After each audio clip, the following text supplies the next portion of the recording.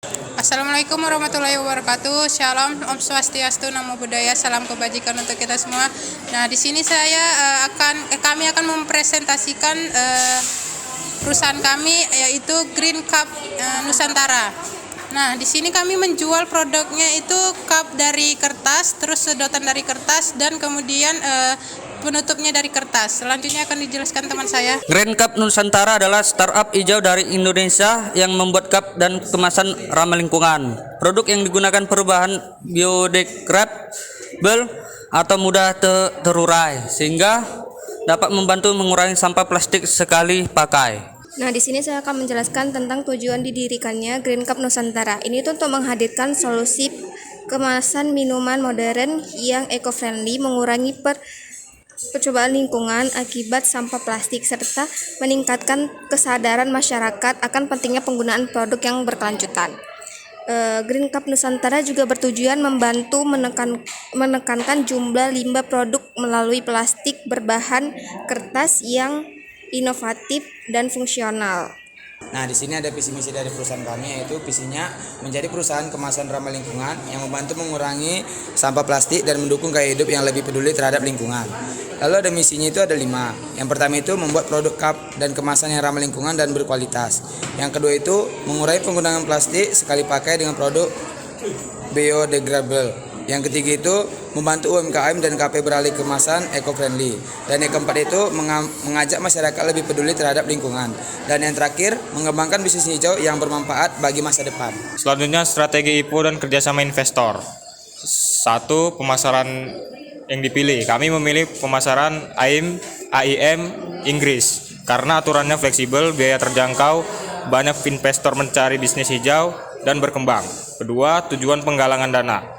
Kami awalnya butuh modal sekitar 48 juta untuk beli mesin dan bahan baku, memperluas kapasitas produksi, tingkatkan kualitas dan jangkauan pasar. Yang ketiga, sistem kerjasama yang kami sudah atur aman dan adil. Jadi pembagiannya seperti ini. Pembagian laba bersih 50% dibanding 50%. Jadi investor bisa separuh. Jadi kelompok kami juga dapat separuh. Sama rata, adil, dia senang, kita juga cepat balik modal. Terus kepemilikan usaha. Kelompok kami 70% investor. Kelompok kami 70%, investor 30%. Kami tetap pemilik utama. Kami yang buat, kami yang jalankan, kami yang tentukan semua keputusan. Investor cuma pemodal, nggak ikut campur masalah operasional.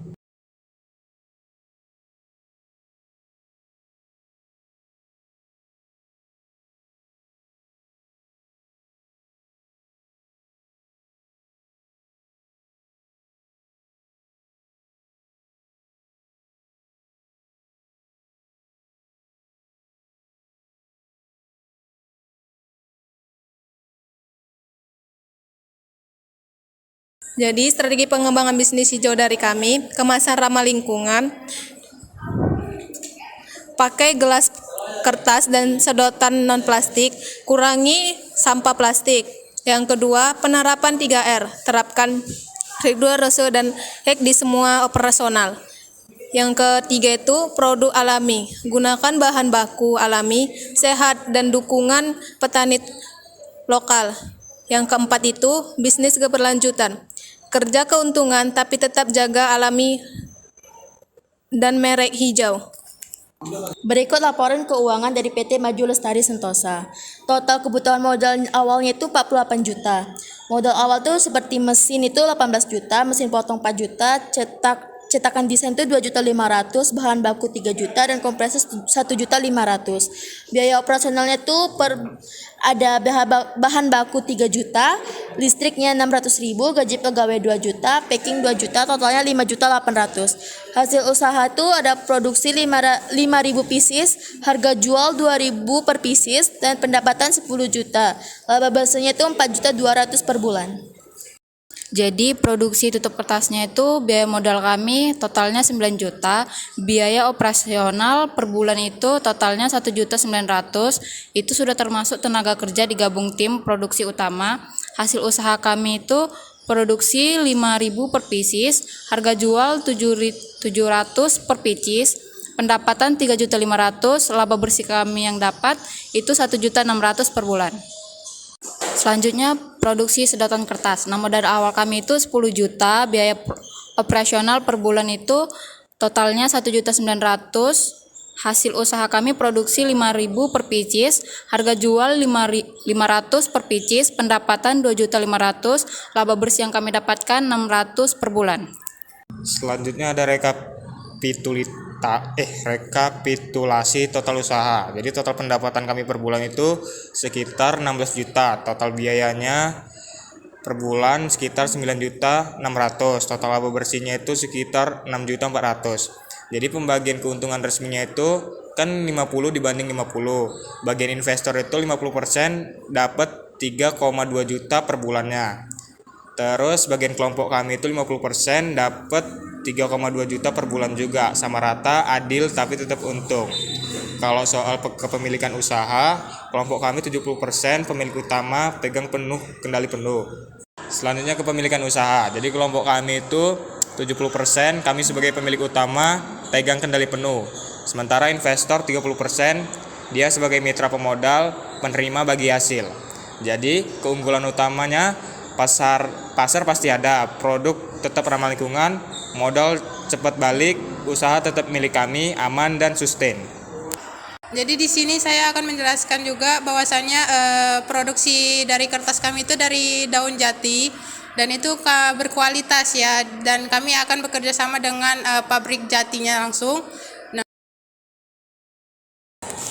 Baik, di sini saya sebagai regulator menanggapi bahwasanya produk kalian ini sudah layak, sudah bagus menggunakan kertas sebagai cup. Nah, itu bakal mengurangi penggunaan plastik yang kita tahu plastik itu susah untuk diuraikan. Nah, jadi penggunaan kalian sebagai kertas ini penggunaan kertas kalian ini sudah sesuai. Tapi seperti yang kalian bilang tadi bahwasanya kertas kalian itu diproduksi oleh daun jati ya kan. Nah, itu kalian saran saya ya, walaupun kalian menggunakan daun jati, itu kalian harus tetap mendapatkan sertifikasi halalnya dan sertifikasi bahwasanya itu nggak berdampak buruk ketika konsumen minum melalui cup kalian itu. Dari kelompok 2 sebagai analisis pasar. Yang pertama, siapa target pasar utama dari Grand Cup Nusantara? Lalu yang kedua, mengapa produk ramah lingkungan semakin diminati masyarakat? Oke, di sini saya Faika Nailatia ingin menjawab pertanyaan dari Christian.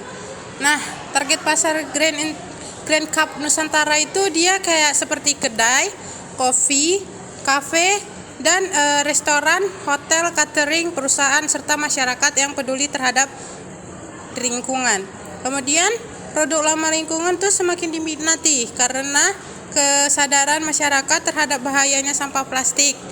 Terus didukung oleh tren gaya hidup yang berkelanjutan dan berbagai regulasi yang mendorong penggunaan kemasan yang lebih ramah lingkungan. Selain membantu mengurangi pencemaran, penggunaan produk ramah lingkungan juga memberikan citra positif bagi konsumen maupun pelaku usaha. Terima kasih. Baik, saya Vanessa mewakili dari kelompok 6 sebagai tim investor. Ingin bertanya, bagaimana pembagian dividen yang adil menurut kalian dan apa keunggulan atau keuntungan kami invest di perusahaan kalian? Terima kasih. Oke, baik. Di sini saya akan menjawab pertanyaan dari investor yang ditanya oleh Vanes. Jadi, keuntungan dari perusahaan kami untuk investor itu, investor mendapatkan keuntungan sebesar 50% dari laba bersih perusahaan kami. Lalu selain itu produk kami punya pasar yang luas juga karena menggunakan bahan-bahan kemasan ramah lingkungan. Selanjutnya pertanyaan dari investor itu bagaimana pembagian dividennya. Oke, di sini dividennya dibagikan dengan sistem 50 banding 50. Jadi 50% untuk investor, lalu 50% lagi untuk perusahaan kita sesuai sama laba bersih yang sudah kita peroleh. Sekian dari jawaban saya untuk investor. Terima kasih. Sekian presentasi dari kami. Jika ada salah kata dimaafkan. Terima kasih.